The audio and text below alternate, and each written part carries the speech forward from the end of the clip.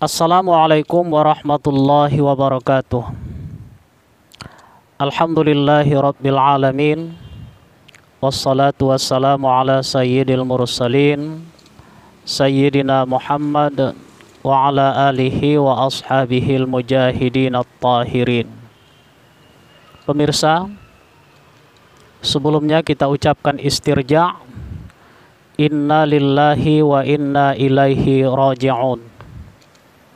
Kita turut berbelasungkawa atas wafatnya 6 orang pemuda anak bangsa dalam tugas pengabdian mereka mengawal dan menjaga keselamatan seorang ulama zuriat Rasulullah sallallahu alaihi wasallam. Mudah-mudahan Allah menerima amal ibadah mereka, melampangkan kubur dan menempatkan mereka dalam kelompok para syuhada di dalam surga.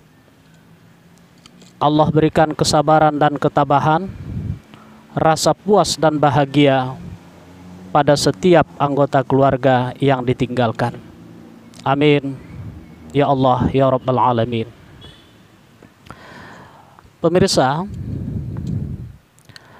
tujuan dari berfaraid itu adalah agar harta warisan bisa sampai kepada setiap ahli waris yang berhak untuk menerimanya, sampai hak kepada orang yang berhak.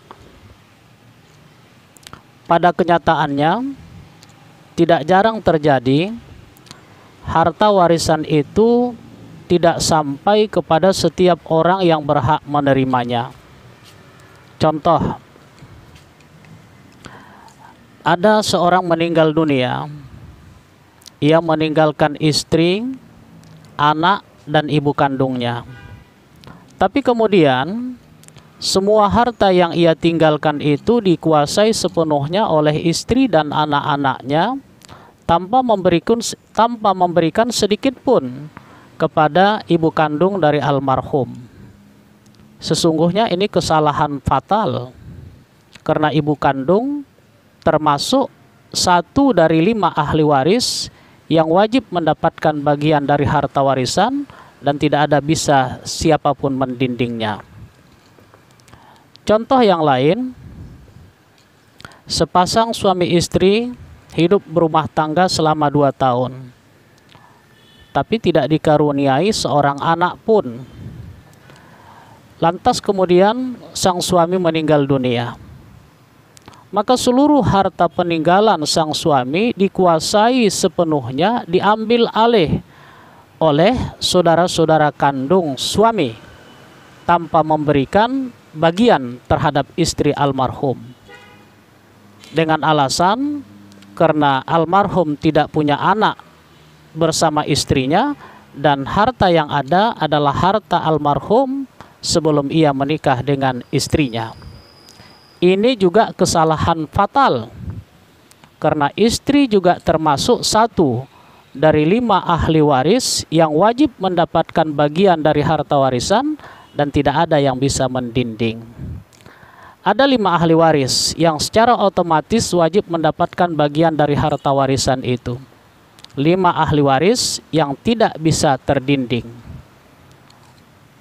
Mereka adalah ayah kandung dari almarhum, ibu kandung dari almarhum, anak laki-laki kandung dari almarhum, anak perempuan kandung dari almarhum, suami atau istri. Jadi kalau yang meninggal dunia itu almarhum, maka istri dari almarhum. Kalau yang meninggal dunia itu almarhumah, tentu suami dari almarhumah wajib mendapatkan bagian dari harta warisan dan tidak ada yang bisa mendinding 5 ahli waris yang kita sebutkan tadi. Lebih fatal lagi, juga tidak jarang terjadi, ada orang yang sesungguhnya tidak berhak mendapatkan bagian dari harta warisan, justru ia pula yang menguasai sepenuhnya harta peninggalan dari yang meninggal dunia itu. Contoh, anak angkat. Sejak kecil ia diambil, diasuh, dibesarkan, diberikan pendidikan sampai dewasa. Lantas pada saat ayah dan ibu angkatnya meninggal dunia, maka harta peninggalan mereka dikuasai sepenuhnya oleh anak angkat. Padahal anak angkat bukan ahli waris dan ia tidak berhak mendapatkan bagian dari harta warisan. Mungkin hal itu terjadi karena kurangnya pengetahuan terhadap hukum kewarisan Islam. Tapi juga tidak tertutup kemungkinan itu dilakukan atas dasar kesengajaan. Dan kalaulah kesalahan itu, pelanggaran itu dilakukan atas dasar kesengajaan, maka tentu itu perbuatan zalim. Rasulullah sallallahu alaihi wasallam bersabda, "Man akhadha shibran minal ardi zulman, fa innahu yutawwiquhu yaumal qiyamah min sab'i aradin." Siapa yang merampas sejengkal tanah saja secara zalim, maka nanti di hari kiamat Allah akan menghimpitkan ke tengkuknya 7 lapis bumi. Kecaman, ancaman bagi orang-orang yang melakukan pelanggaran dalam pembagian harta warisan ini. Pemirsa yang berbahagia, ada sebuah hadis yang diriwayatkan oleh Ibnu Majah.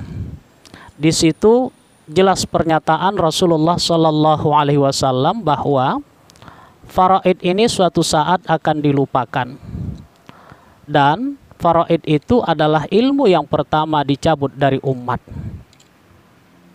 Kita berharap kalaupun faraid itu suatu saat akan terlupakan dan dicabut dari umat ini, semoga itu tidak terjadi pada saat kita masih hidup di dunia Allah Ta'ala ini.